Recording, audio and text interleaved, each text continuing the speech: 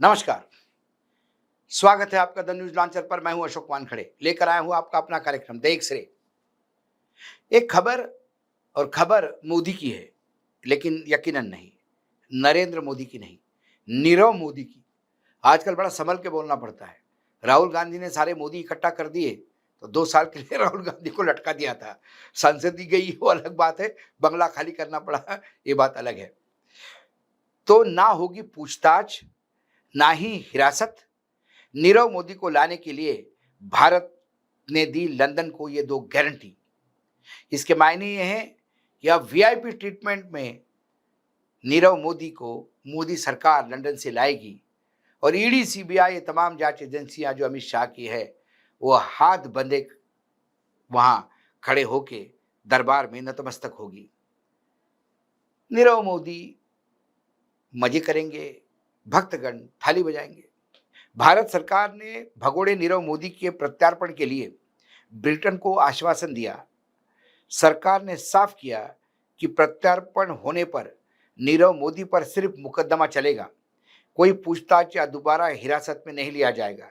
इसके साथ ही उसे मुंबई के आर्थर रोड जेल की खास बैरक में सुरक्षित रखा जाएगा। भारत सरकार भगोड़े नीरव मोदी को लाने के लिए हर कोशिश कर रही है। अब भारत सरकार ने ब्रिटेन को आश्वस्त किया है, यदि भगोड़े नीरव मोदी का प्रत्यार्पण होता है तो उस पर सिर्फ कोर्ट का मुकदमा चलाया जाएगा। कोई भी एजेंसी उनको पूछताछ नहीं करेगी, ना ही उसे दोबारा हिरासत में लिया जाएगा। सरकार ने इसको लेकर ब्रिटेन को एक चिट्ठी लिखी है। भगोड़े नीरव मोदी पर हजारों करोड़ रुपए का घोटाले का आरोप है। उसके मामले में भारत सरकार ने ब्रिटेन को साफ संदेश भेजा है। भारत ने लंदन की सरकार और कोर्ट को भरोसा दिलाया है कि भारत की 5 बड़ी एजेंसियां सीबीआई, ईडी, एसएफओआई, कस्टम्स और इनकम टैक्स विभाग उनसे पूछताछ नहीं करेगी। ग्रेट। इस लेटर ऑफ एश्योरेंस यानी लिखित गारंटी दी गई है। इसमें कहा गया है कि नीरव मोदी पर सिर्फ वही केस चलेंगे जो पहले से दर्ज है। धोखाधड़ी और मनी लॉन्ड्रिंग से जुड़े केस पहले से दर्ज है। नीरव मोदी ने लंदन के वेस्टमिंस्टर कोर्ट में अपील की थी और उसने दावा किया था कि अगर उसे भारत भेजा गया तो कई एजेंसियां मिलकर उससे पूछताछ करेगी और जेल में उसे टॉर्चर झेलना पड़ेगा। इस पर भारत सरकार ने साफ किया कि उसे सिर्फ कोर्ट ट्रायल फेस करना होगा, किसी एजेंसी द्वारा पूछताछ नहीं होगी। भारत सरकार ने अपने पत्र में नीरव मोदी की सुरक्षा और रहने की जगह का जिक्र किया। उसे मुंबई के आर्थर रोड जेल की बैरक नंबर 12 में रखा जाएगा। यह बैरक खास तौर पर हाई प्रोफाइल कैदियों के लिए बनाई गई है। यह सामान्य कैदियों से अलग रखा जाता है और यूरोपियन मानकों के हिसाब से जरूरी सुविधाएं उपलब्ध है। अधिकारियों को भरोसा है कि भारत के इस लिखित आश्वासन के बाद नीरव मोदी की अपील खारिज हो जाएगी। 23 नवंबर को इस मामले की सुनवाई होनी है और संभावना है कि उसी दिन नीरव मोदी का दावा खारिज किया जाएगा।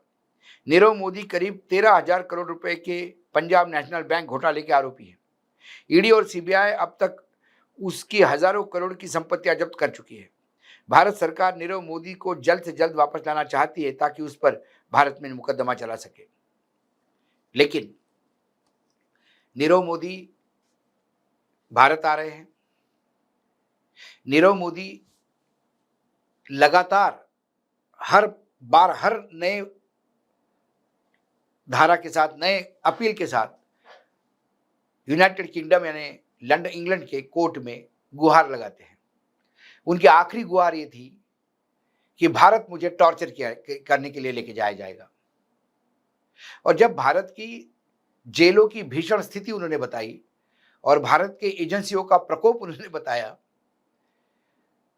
तो उससे बचने के लिए भारत सरकार ने अब लिखित में आश्वासन दिया और इस आश्वासन के तहत यदि उसको लाए जाते हैं तो फिर उसे कोई एजेंसी अब कोई पूछताछ नहीं करेगी और जो सबूत है उसी के भरोसे केस लड़ा जाएगा और ऐसे लचर केस के तहत हो सकता है नीरव मोदी बाइज्जत बरी भी हो जाए।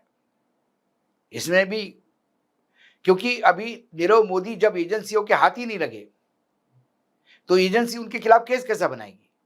उनके ऊपर आरोप है 13,000 करोड़ के।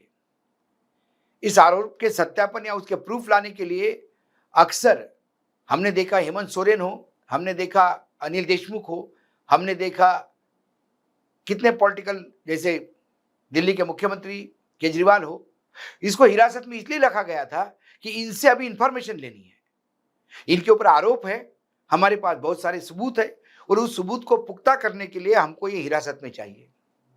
नीरव मोदी के खिलाफ आरोप लगे, वो भाग गया।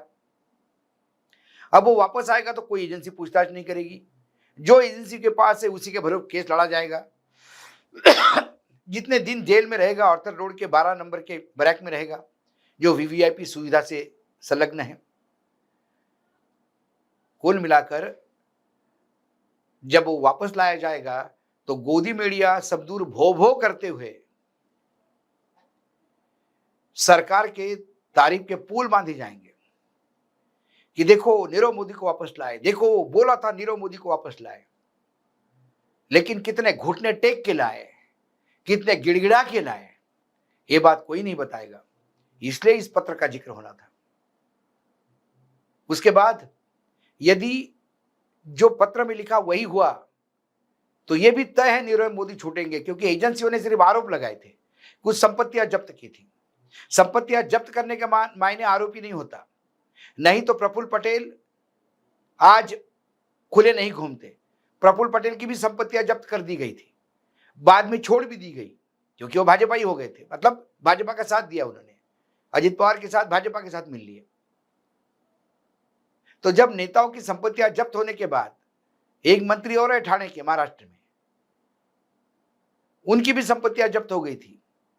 वो बार बार लिख रहे थे शिवसेना को कि हमको बीजेपी के साथ जाना चाहिए। आखिर उद्धव ठाकरे नहीं माने तो एकनाथ शिंदे के साथ चले गए। आज वो परिवहन मंत्री है महाराष्ट्र में, उनकी भी संपत्तियां छूट गई। तो इसके तो सबूत भी नहीं होंगे, क्योंकि आरोप है ये भाग गया, इसको इन्वेस्टिगेट भी नहीं कर पाया, इंट्रोगेशन भी नहीं हो पाया, और उसके बाद सीधा उनकी संपत्ति जब्त की। वो वापस आएगा, जो थुतुर मुतुर केस है उसी पे लड़ा जाएगा, बेनिफिट ऑफ डाउट में वो निकल जाएगा, संपत्तियां भी छूट जाएगी। सवाल उन 13,000 करोड़ का है, उसके माए बाप कोई नहीं, उसकी जवाबदेही किसी की नहीं। क्योंकि हमारे अमित शाह जी जिस बैंक में डायरेक्टर थे, मधेपुरा बैंक में, वहां हजारों करोड़ का ऐसा स्कैंडल हुआ, आखिर सभी छूट गए। स्कैंडल किसने किया पता नहीं। महाराष्ट्र में 17,000 करोड़ का सिंचन घोटाला था, सभी छूट गए। घोटाला किसने किया अभी तक पता नहीं। ये नया भारत है, यही नरेंद्र मोदी के नेतृत्व का भारत है।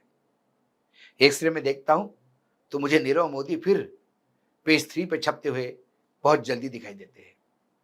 आज एक्सरे में इतना ही, कल फिर आता हूं किसी विषय के साथ। तब तक के लिए नमस्कार, देखते रहिएगा द न्यूज लॉन्चर।